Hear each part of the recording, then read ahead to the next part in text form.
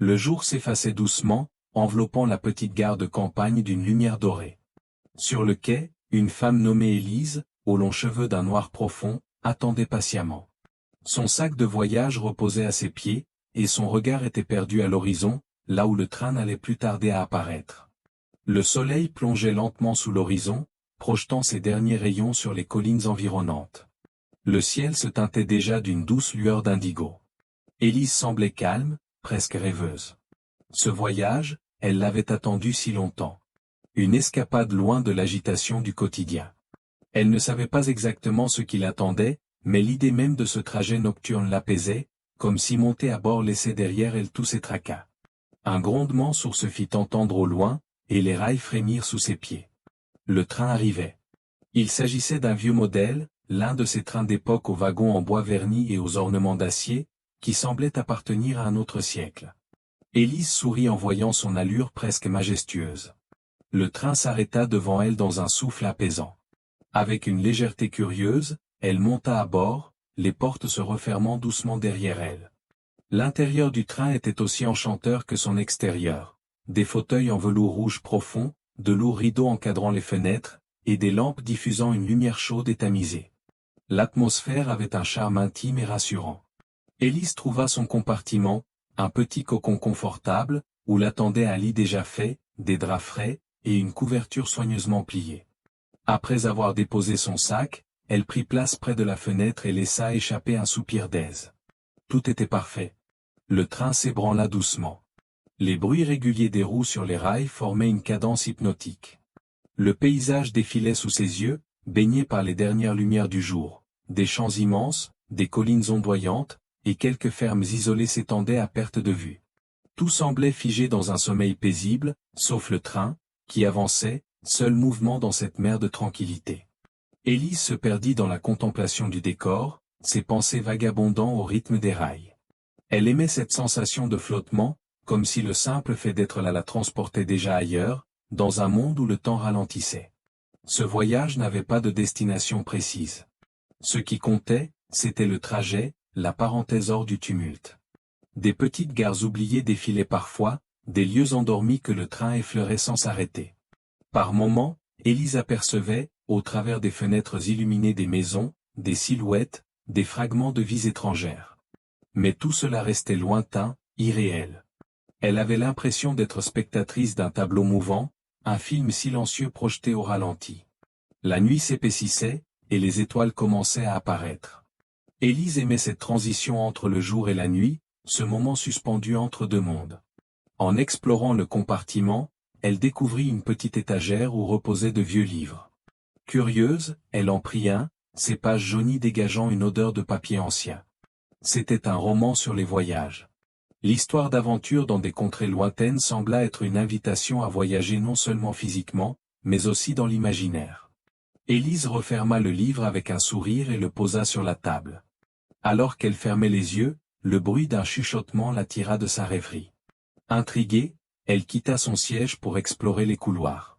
Certains passagers dormaient paisiblement, d'autres étaient absorbés dans leurs pensées ou leur lecture.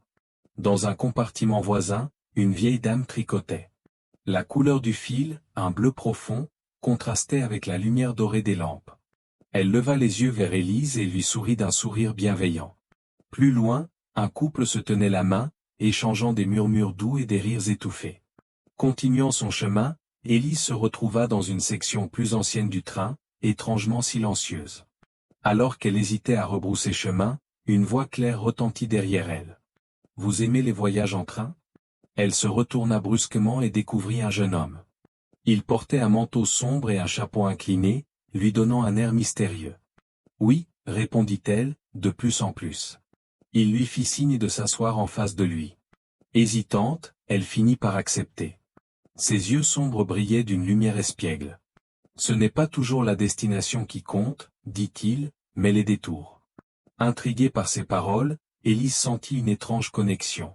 Cependant, avant qu'elle ne puisse poser davantage de questions, une douce mélodie de piano s'éleva dans le train. « La salle de détente, » murmura le jeune homme. « Vous devriez aller écouter. » Et sans un mot de plus, il disparut dans l'ombre du wagon. Guidée par la musique, Élise trouva une porte ornée d'arabesques gravées. À l'intérieur, un grand piano trônait, et un homme jouait, absorbé par sa mélodie. La pièce baignait dans une lumière tamisée, et le ciel étoilé semblait plus vaste au travers des fenêtres. Un vieil homme, assis non loin, lui adressa un sourire énigmatique. « Ce train ne se contente pas de vous transporter. Il vous révèle à vous-même, dit-il d'une voix douce. » Ces paroles résonnèrent en elle. Était-ce un rêve? Une révélation? À mesure que la nuit avançait, Élise comprit que ce train n'était pas comme les autres. Il transportait bien plus que des passagers. Il portait leurs espoirs, leurs souvenirs et leurs rêves. Le mystère du voyage nocturne s'entremêlait avec celui de ses propres pensées. Et dans le silence étoilé, elle se sentit prête à découvrir toutes les réponses que ce voyage lui réservait. Si vous aimez ces genres d'histoires, merci d'aimer la vidéo et vous abonner à la chaîne. Ces gestes me soutiennent mon travail et m'encouragent à produire des autres histoires relaxantes. La soirée avait une douceur particulière. Un léger vent faisait bruisser les feuilles des arbres qui bordaient la petite gare de campagne, tandis que les rayons d'un soleil mourant baignaient le paysage d'une lumière dorée. Sur le quai désert, elle portait un manteau beige qui semblait absorber la chaleur du jour finissant, et dans sa main, elle tenait une valise en cuir, usée par les voyages mais toujours robuste. Elle était venue seule, comme souvent. Ses yeux scrutaient l'horizon, où les rails semblaient se fondre dans l'infini. Ce soir, elle montait à bord d'un train qu'on lui avait recommandé, mais dont elle ne connaissait ni l'origine exacte ni la destination précise. Un ami lui avait dit, presque comme une confidence, « Ce train est différent. Si tu cherches à échapper au monde, c'est celui qu'il te faut. » Le sol vibra légèrement, et un grondement sourd se fit entendre. Le train arrivait. Lorsqu'il apparut finalement dans la lumière tamisée du soir, Élise sentit son souffle se suspendre. C'était un vieux train, magnifiquement restauré. Ses wagons en bois sombre étaient ornés de ferronneries décoratives, et ses fenêtres reflétaient les derniers feux du crépuscule. Dans un sifflement prolongé, le train s'arrêta devant elle. Une unique porte s'ouvrit en silence, révélant un intérieur à la fois sobre et chaleureux. Elle monta avec une certaine appréhension, ses talons résonnant sur le plancher en bois poli. Un univers hors du temps. Dès qu'elle posa le pied à l'intérieur, Élise fut frappée par l'ambiance du train. Tout semblait être figé dans une époque ancienne. Les fauteuils en velours rouge, les lampes aux abat-jours sculptés, et les tentures lourdes qui encadraient les fenêtres évoquaient une autre ère. Chaque détail était parfait, jusque dans les motifs gravés sur les panneaux en bois. Un employé en uniforme, impeccablement vêtu, s'approcha d'elle. « Bienvenue, madame. Votre compartiment est prêt. Laissez-moi vous guider. » Il la mena à une petite cabine privée, où l'attendait un lit soigneusement fait, une table ornée d'une carafe d'eau et un vase contenant une seule rose blanche. Élise déposa sa valise, s'assit sur le fauteuil moelleux près de la fenêtre, et contempla les lieux. La lumière tamisée donnait une aura presque magique à l'ensemble. Le train démarra doucement, presque sans bruit. Les roues glissant sur les rails produisaient une mélodie apaisante. Élise regarda par la fenêtre, les paysages défilaient lentement, comme s'ils étaient peints à la main. Des champs bordés de haies, des collines lointaines, et de temps à autre, la silhouette d'une ferme solitaire se dessinait dans la lumière bleutée du soir. Élise se perdit dans la contemplation. Elle aimait cette sensation d'être entre deux mondes, le réel, qu'elle laissait derrière, et l'inconnu, qui l'attendait au bout du voyage. Des rencontres inattendues. Après s'être reposée un moment, elle décida d'explorer le train. Les couloirs étaient étroits, mais d'une propreté impeccable. Dans le wagon suivant, elle trouva un salon où plusieurs passagers étaient rassemblés. Certains lisaient, d'autres échangeaient des conversations feutrées. Une jeune femme jouait doucement du piano dans un coin de la pièce, ajoutant une touche musicale à l'atmosphère. Élise s'installa à une table près de la fenêtre. Elle écouta les discussions autour d'elle sans chercher à intervenir. Étrangement, chaque conversation semblait avoir un thème commun, le voyage. Mais ce n'était pas seulement des voyages physiques. Les passagers parlaient de voyages intérieurs, de souvenirs, de rêves. Un homme âgé assis en face d'elle engagea finalement la conversation. « Ce n'est pas votre premier trajet sur ce train, je suppose ?» demanda-t-il avec un sourire. Élise secoua la tête. « Non, c'est la première fois.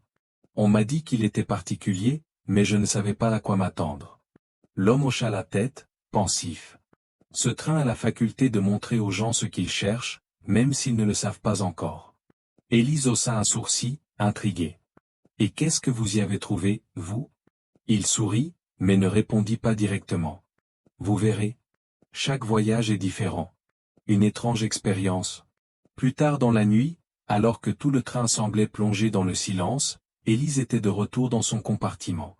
Elle feuilletait un livre trouvé sur l'étagère, mais ses pensées vagabondaient ailleurs. Une sensation grandissante d'étrangeté l'habitait. Ce train était-il réel? Les passagers, les paysages, tout semblait si palpable et pourtant si éphémère. Elle décida de quitter sa cabine pour se dégourdir les jambes. En traversant les wagons, elle remarqua que certains étaient différents de ceux qu'elle avait visités plus tôt.